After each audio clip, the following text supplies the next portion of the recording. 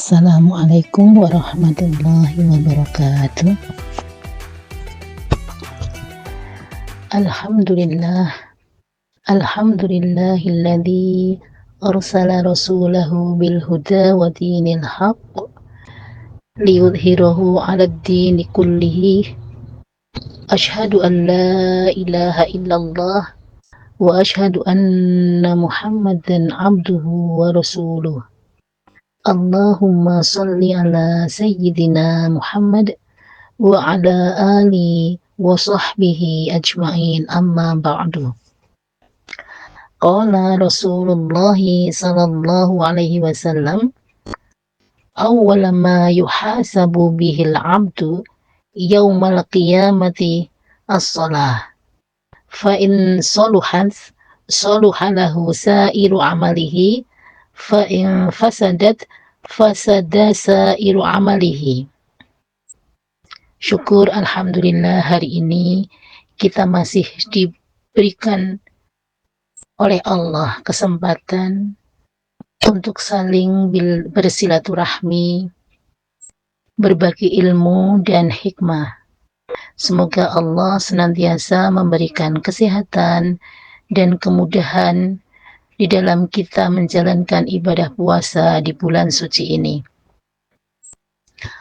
Salawat dan salam semoga tetap tercurahkan pada Nabi kita, rahmatan lil alamin, Nabi Muhammad sallallahu alaihi wasallam. Semoga kita semuanya akan mendapatkan syafaatnya di yaumil qiyamah. Amin ya rabbal alamin. Ayah, bunda, dan para ustazah yang ustazah hormati, Allah berfirman dalam surat An-Nisa ayat 103, A'udzubillahi minasyaitonirrajim. Innas salata kanat 'alal mu'minina kitaban mauquta. Sungguh salat itu adalah kewajiban yang ditentukan waktunya atas orang-orang yang beriman. Kenapa salat itu merupakan kewajiban? Nah, ada beberapa alasan, ayah bunda, kenapa salat itu menjadi suatu kewajiban bagi kita. Yang pertama, karena salat itu merupakan tiang agama, fondasi bagi kita. Bisa dikatakan salat itu merupakan tiangnya umat Islam, tiangnya agama kita, dan kita harus menjaga supaya tiang itu tidak roboh. Yang kedua, kenapa salat merupakan kewajiban adalah karena salat itu merupakan perintah Allah langsung sebagai bentuk ketaatan seorang muslim. Yang ketiga, karena salat itu adalah pembeda atau ciri khas seorang muslim dari orang yang bukan muslim atau non-muslim atau kafir. Jadi merupakan pembeda. Yang keempat, karena salat itu adalah amal pertama yang akan dihitung atau dihisab di hari kiamat. Sebagaimana hadis yang sudah ustazah bacakan di awal, yaitu awwala ma yuhasabu bihil 'abdu yaumal qiyamati as-shalah, fa in saluhat saluha lahu sa'iru amalihi, fa in fasadat fasada sa'iru amalihi. Artinya, perkara yang pertama kali dihisab dari seorang hamba pada hari kiamat adalah salat. Apabila salatnya baik, maka seluruh amal ibadahnya baik. Dan apabila salatnya buruk, maka seluruh amalnya pun buruk. Hadis riwayat At-Tabrani. Untuk itu, dari hadis dan Al-Quran, ayat Al-Quran yang sudah ustazah bacakan, maka di dalam bulan suci ini, bulan suci Ramadan ini, dianjurkan tidak hanya untuk memperbanyak ibadah, tetapi juga untuk memperbaiki ibadah kita. Salah satunya adalah ibadah sholat. Dan bagaimana agar sholat kita lebih berkualitas dan mendekati pada kesempurnaan ibadah sholat? Yang pertama, menyempurnakan wudhu. Karena wudhu itu adalah kunci diterima atau tidaknya sholat kita tergantung pada kualitas wudhu kita. Tapi terkadang kita itu kurang memperhatikan tentang bagaimana tata cara wudhu yang benar. Wudhu yang tertib itu bagaimana? Wudhu itu tidak sekedar membasahi anggota tubuh.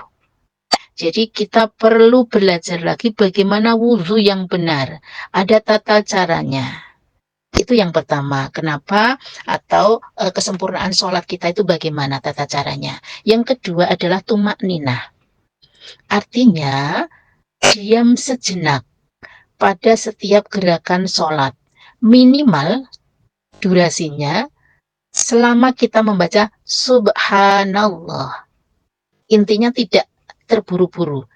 Tenang dalam sholat itu, tenang, tidak terburu-buru untuk melakukan gerakan yang lain. Apalagi terburu-buru untuk segera selesai.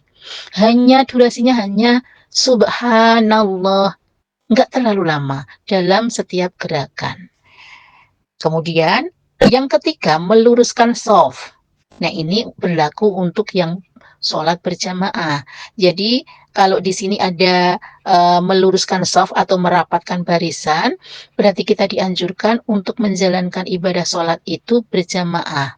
Minimal di rumah, tetapi kalau di rumah hanya dengan suami atau dengan imamnya, tidak ada shaf seperti di berjamaah di masjid. Dianjurkan untuk berjamaah itu di masjid. Jadi kita bisa mengatur shaf atau barisan kita minimal ada 1 baris atau 2 baris. Kita bisa merapatkan barisan, bisa meluruskan shaf kita. Itu biasanya dilakukan di masjid atau minimal sholat berjamaah di rumah kalau lebih dari 3 atau 4 orang jamaahnya. Kemudian yang keempat, sholat itu di awal waktu. Jangan menunda-nunda dalam menjalankan sholat dengan alasan pekerjaan atau tugas yang belum selesai. Apalagi sampai melupakan kewajiban sholat. Ini yang paling tidak boleh kita lakukan. Jadi paling enggak kita juga harus memperhatikan waktu sholat. Waktu-waktu sholat. Kita mauquta, waktunya sudah ditentukan. Zuhur sampai jam berapa, asar dari jam berapa, maghrib jam berapa, isya jam berapa, subuh jam berapa. Jadi tidak diakhir-akhirkan dan tidak menunda-nunda. Kalau memang sudah waktunya, kita segerakan. Diusahakan seperti itu. Yang kelima, khusyuk di dalam mengerjakan sholat. Ini yang paling susah. Apa artinya khusyuk? Memahami bacaan, menghadirkan Allah, menghadirkan hati ini hanya untuk Allah, di hadapan Allah. Itu susah, sangat susah.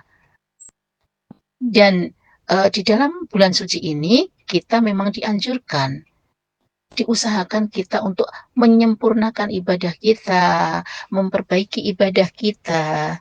Dan mudah-mudahan sekali lagi, semoga di bulan suci ini kita bisa mendapatkan atau kita bisa menjadi orang yang lebih baik, orang yang lebih berkualitas ibadah kita, menjadi orang yang muttaqin sebagaimana tujuan kita berpuasa di bulan suci Ramadan.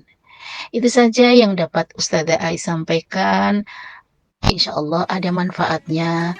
Kurang dan lebihnya mohon maaf. Assalamualaikum warahmatullahi wabarakatuh.